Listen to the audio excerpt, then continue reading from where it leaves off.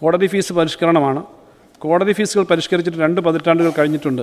കൂടാതെ ഈ കാലയളവിലെ പണപ്പെരുപ്പം കണക്കിലെടുത്തുകൊണ്ട് ഫീസുകളിൽ കാലോചിതമായ പരിഷ്കരണം വരുത്തേണ്ടതും അനിവാര്യമാണ്. ഇതിലേക്കായി സർക്കാർ റിട്ടയേർഡ് ഹൈക്കോടതി ജഡ്ജി ശ്രീ വി.കെ. മോഹൻ അധ്യക്ഷനായി ഒരു കമ്മിറ്റി നിയോഗിക്കുകയുണ്ടായി. ഈ കമ്മിറ്റിയുടെ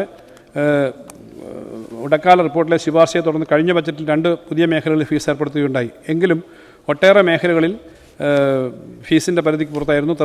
തുടർന്ന് പ്രസ്തുത കമ്മിറ്റി സംസ്ഥാനത്തെ വിവിധ മേഖലകളിൽ സിറ്റിംഗ് നടത്തുകയും ഇതുമായി ബന്ധപ്പെട്ട അഭിഭാഷകർ, അഭിഭാഷക ഉമസർ, സംഘടനാ തലത്തിലും അല്ലാതെയും മറ്റ് സ്റ്റേക്ക് ഹോൾഡർമാർ എന്നിവരുടെ അഭിപ്രായങ്ങളും നിർദ്ദേശങ്ങളും സ്വീകരിച്ചുകൊണ്ട് കമ്മിറ്റി അതിൻ്റെ അന്തിമ റിപ്പോർട്ട് സർക്കാർ മുമ്പാകെ സമർപ്പിച്ചിട്ടുണ്ട്. കോടതികളുടെ പശ്ചാത്തല സൗകര്യങ്ങൾ വികസിപ്പിക്കണമെന്നും അഭിഭാഷക ഗുമസ്ത സേവന ക്ഷേമനിധി ആനുകൂല്യങ്ങൾ കാലോചിതമായി പരിഷ്കരിക്കണമെന്നും നിരന്തരമായ ആവശ്യങ്ങൾ വിവിധ കോണുകളിൽ നിന്ന് ഉയർന്നു വരുന്നുണ്ട്. ഈ വസ്തുതകൾ കണക്കിലെടുത്ത് പ്രസ്തുത കമ്മിറ്റിയുടെ ശുപാർശയ്ക്കനുസൃതമായി കോടതി ഫീസുകളിൽ ചുവട് പറയുന്ന പ്രകാരം പരിഷ്കാരങ്ങൾ വരുത്തുന്നതിലേക്ക് 1959 കേരള കോടതി ഫീസും വ്യവഹാര സലയും ആക്ടിൽ ഭേദഗതികൾ കൊണ്ടുവരാൻ ഉദ്ദേശിക്കുന്നു.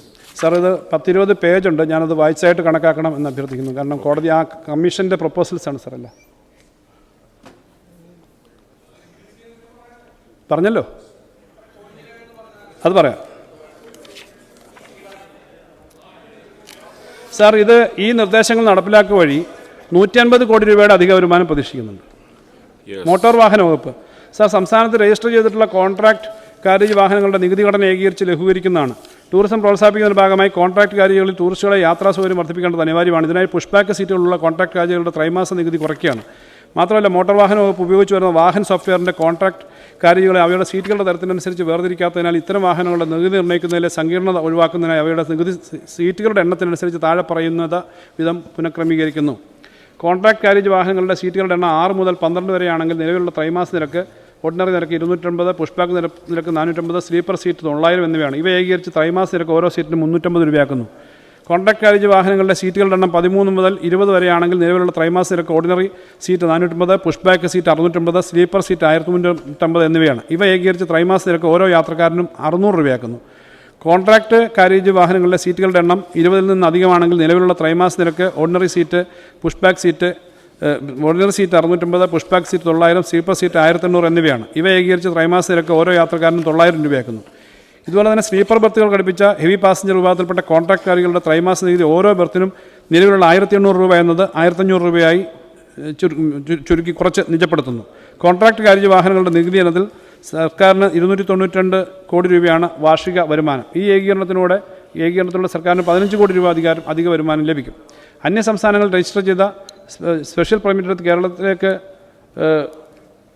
പ്രവേശിക്കുന്ന കോൺട്രാക്ട് കാരേജ് വാഹനങ്ങളുടെ നികുതി നിരക്ക് വാഹൻ സോഫ്റ്റ്വെയറിൽ കോൺട്രാക്ട് കാരേജുകളുടെ അവയുടെ സീറ്റ് തരത്തിനനുസരിച്ച് വേർതിരിക്കാത്തതിനാൽ അന്യ സംസ്ഥാനങ്ങളിൽ നിന്ന് മോട്ടോർ വാഹന നിയമത്തിലെ സ്പെഷ്യൽ പെർമിറ്റ് സംസ്ഥാനത്ത് പ്രവേശിക്കുന്ന കോൺട്രാക്ട് കാരേജ് വാഹനങ്ങളുടെ നികുതി നിശ്ചയിക്കുന്നതിന് പ്രായോഗികമായി ബുദ്ധിമുട്ടുകളുണ്ട്. അതിനാൽ ഇത്തരം വാഹനങ്ങളുടെ നികുതി നിർണ്ണയിക്കുന്നതിന് സങ്കീർണത ഒഴിവാക്കുന്നതിനായി ഈ വാഹനങ്ങളുടെ നിലവിൽ ത്രൈമാസ നികുതി നിരക്ക് കോൺട്രാക്ട് കാരേജ് വാഹനത്തിലെ ഓർഡിനറി സീറ്റിന് 2200 രൂപയും പുഷ്ബാക്ക് സീറ്റിന് 3000 രൂപയായിരുന്നത് ഏകീകരിച്ച് ത്രൈമാസ നിരക്ക് 2500 രൂപയാക്കുന്നു.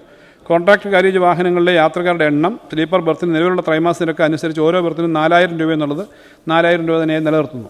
അന്യ സംസ്ഥാനത്തിൽ നിന്നും കേരളത്തിലേക്ക് പ്രവേശിക്കുന്ന കോൺട്രാക്ട് കാരേജ് വാഹനങ്ങളുടെ നികുതി സർക്കാരിന് 10 കോടി രൂപയാണ് വാർഷിക വരുമാനം. പ്രസ്തുത ഏകീകരണത്തിലോട് 1 കോടി രൂപയുടെ അധിക വരുമാനം ഉണ്ടാവും. ഓൺലൈൻ വഴി നികുതി അടയ്ക്കുമ്പോൾ ഈ ഉണ്ടാകുന്ന വെട്ടിപ്പ് തടയാൻ സഹായിക്കുന്നതാണ്. സ്റ്റേജ് കാരേജുകളുടെ നികുതി കുറയ്ക്കുന്നത് സാർ, പൊതുഗതാഗതം പ്രോത്സാഹിപ്പിക്കേണ്ട ഏതൊരു ജനാധിപത്യ സർക്കാരിൻ്റെയും കടമയാണ്. അതുകൊണ്ട് തന്നെ കൂടുതൽ യാത്രാ ബസ്സുകൾ നിരത്തിലിറക്കുന്നത് ബസ് ഓപ്പറേറ്റർമാരെ പ്രേരിപ്പിക്കുന്നതിനായി സ്റ്റേജ് കാരേജ് വാഹനങ്ങളുടെ ത്രൈമാസ നികുതിയിൽ 10% ഇളവ് അനുവദിക്കുന്നതാണ്. ഈ ഇളവ് മൂലം പ്രൈവറ്റ് ബസ്സുകൾക്ക് നൽകുന്ന ഈ ഇളവ് മൂലം 9 കോടി രൂപയുടെ കുറവ് വരും.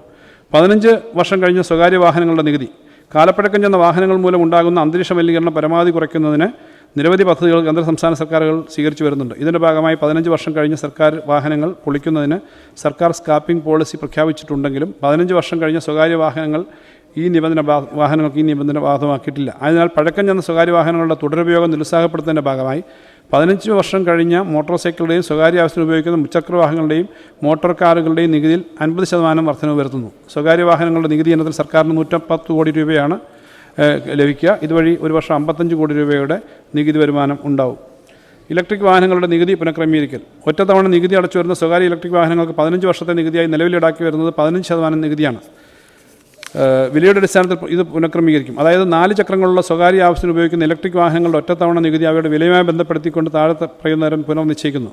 15 ലക്ഷത്തിന് മുകളിൽ വിലയുള്ള ഇലക്ട്രിക് കാർ വാഹനങ്ങൾക്ക് വാഹന വിലയുടെ 8%, 20 ലക്ഷത്തിന് മുകളിൽ വിലയുള്ള ഇലക്ട്രിക് വാഹനങ്ങൾക്ക് വാഹന വിലയുടെ 10% നികുതിയും, ബാറ്ററി വാടകയ്ക്ക് ലഭ്യമാക്കുന്ന ബാറ്ററി റെൻറ്റിംഗ് ഫെസിലിറ്റി ഇലക്ട്രിക് വാഹനങ്ങൾക്ക് വാഹന വിലയുടെ 10% നികുതി ഈടാക്കുന്നതാണ്. ഈ നികുതി വർധനയിലൂടെ 30 കോടി രൂപ അധിക വരുമാനം പ്രതീക്ഷിക്കുന്നു.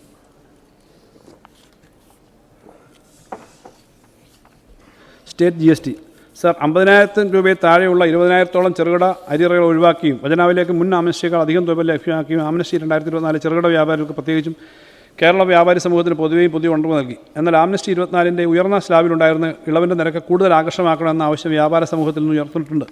അതിനാൽ കഴിഞ്ഞ വർഷത്തെ പദ്ധതിയുടെ അതേ മാതൃകയിൽ ജനറൽ ആംനസ്റ്റി 2025 എന്ന പുതിയ ആംനസ്റ്റി പദ്ധതി 3 മാസത്തേക്ക് നൽകുന്നു. ഇത്തവണ ഏറ്റവും ഉയർന്ന സ്ലാബിലെ വ്യവഹാരമുള്ള അരിയറുകൾക്ക് അടയ്ക്കേണ്ട തുക 70% എന്നത് 50% ആക്കിയും വ്യവഹാരമില്ലാത്ത അരിയറുകൾക്ക് 80% എന്നുള്ളത് 60% ആക്കിയും മാറ്റിവരുന്നു. സർ, ബാർ ഹോട്ടലുകൾക്ക് 2005, 2006 മുതൽ 2017, 18 വരെയുള്ള കുടിശ്ശികൾ തീർക്കാനായി 2019 ബജറ്റിൽ ആംനസ്റ്റി പ്രഖ്യാപിച്ചിരുന്നു. 2020 ബജറ്റിലും സമാനമായ ആംനസ്റ്റി ഉണ്ടായിരുന്നു. ഇതിന് തുടർച്ചയായി കൊണ്ടുവന്ന 21 ആംനസ്റ്റിയിൽ ചേരുന്നതിന് കോവിഡും അനുബന്ധ കാരണങ്ങളും സാധ്യമായില്ല എന്ന അഭിപ്രായം ഉയർന്നിട്ടുണ്ട്. ആയതിനാൽ കോവിഡ് കാലഘട്ടം തുടങ്ങുന്ന 2020-21 വർഷം വരെയുള്ള ബാർ ഹോട്ടലുകളുടെ എല്ലാ കുടിശ്ശികളും തീർപ്പാക്കാനായി മുൻകാലങ്ങളിലുള്ള ആംനസ്റ്റി പദ്ധതികളുടെ ഭാഗമായിട്ടുള്ള ഇളവുകളുടെ തുടർച്ച എന്നതിൽ പൂർണ്ണമായി നികുതി കുടിശ്ശികയും പലിശയുടെ 50% അടച്ചാൽ ബാക്കി പലിശയും പിഴയും ഒഴിവാക്കുന്നതിലേക്ക് 3 മാസത്തേക്ക് കൂടി സമയം നൽകുന്നു. പ്രകൃതി ദുരന്തങ്ങൾ കാരണം സംസ്ഥാനത്തിന് ആവശ്യമായി വന്ന അധിക വിഭാഗങ്ങൾ നടത്താൻ 2019 GST ബാധകമായ സപ്ലൈകളുടെ മേൽ 1% ഫ്ലഡ് സെസ് ഏർപ്പെടുത്തിയിരുന്നു. എന്നാൽ GST കൗൺസിൽ തന്നെ 2019-20 കാലഘട്ടം വരെയുള്ള GST നോട്ടീസുകൾ പിഴയും പലിശയും ഒഴിവാക്കി നൽകിയിട്ടുണ്ട്.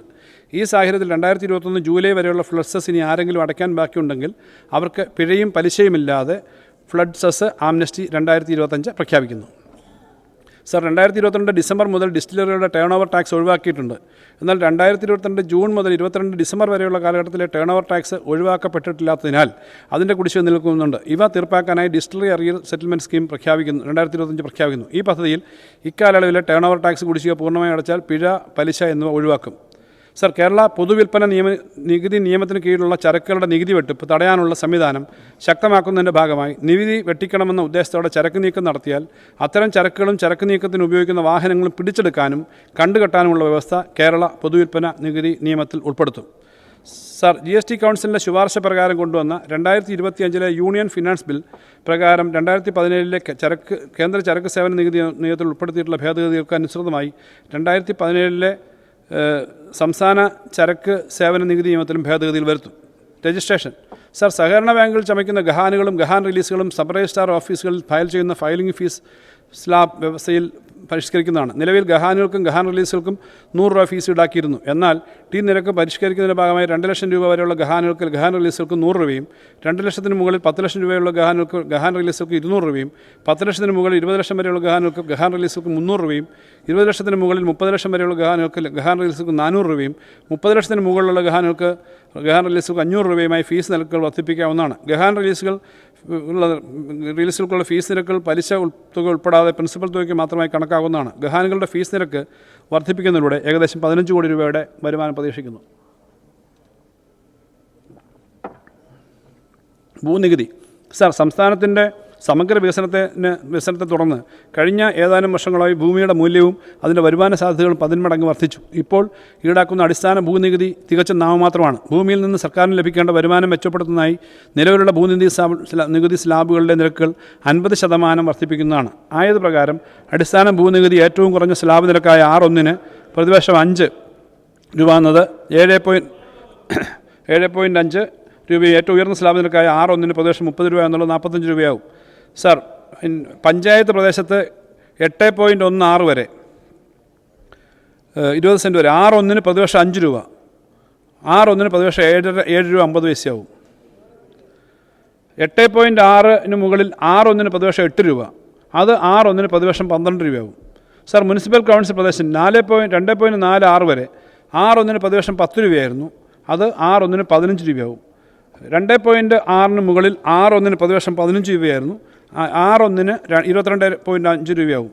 മുനിസിപ്പൽ കോർപ്പറേഷൻ പ്രദേശത്ത് 1.626 വരെ 6.1 പ്രതിവർഷം 20 രൂപ, പുതുക്കിയത് 6.1 പ്രതിവർഷം 30 രൂപ. 1.626 മുകളിൽ 6.1 പ്രതിവർഷം 30 രൂപയായിരുന്നത് 6.1 പ്രതിവർഷം 45 രൂപയാവും. ഇതിലൂടെ ഏകദേശം 100 കോടി രൂപയുടെ അധിക വരുമാനം പ്രതീക്ഷിക്കുന്നു. സർക്കാർ ഭൂമിയുടെ പാട്ടം സർ 2023-24 വർഷത്തെ പാട്ടം 445.35 കോടി രൂപ 39 കോടി രൂപയാണ്. 23-24 സാമ്പത്തിക വർഷത്തിൽ പാട്ടമായി ആകെ പിരിച്ചെടുക്കാനായത് 9.18 കോടി രൂപ മാത്രമാണ്. പാട്ട നിരക്കുകൾ വളരെ കൂടുതലാണെന്നാണ് എന്നുള്ളതാണ് മനസ്സിലാക്കുന്നത് അതിൻ്റെ വിമർശനമായി വരുന്നത്. ബിസിനസ് എളുപ്പമാക്കുന്നതിൻ്റെയും സംരംഭകത്വ വികസനത്തിൻ്റെയും ഭാഗമായി വളർച്ചയെ പ്രോത്സാഹിപ്പിക്കുന്നതിനുള്ള പാട്ട നിരക്കുകൾ യുക്തിസഹമാക്കേണ്ടതിൻ്റെ ആവശ്യകത സർക്കാർ കാണുന്നു. കമ്പോളയ്ക്ക് വിലയ്ക്ക് പകരം സമാന ഭൂമിയുടെ ന്യായവില കണക്കെടുത്ത് പാട്ടനയം ആവിഷ്കരിക്കുകയും പാട്ടനിരക്കുകൾ യുക്തിസഹമാക്കുകയും ചെയ്യും. കുടിശ്ശികയുള്ള പാട്ടത്തുകകൾ ഈടാക്കുന്നതിലേക്ക് ഒറ്റത്തവണ തീർപ്പാക്കൽ പദ്ധതി നടപ്പിലാക്കുന്നതാണ്. സർ,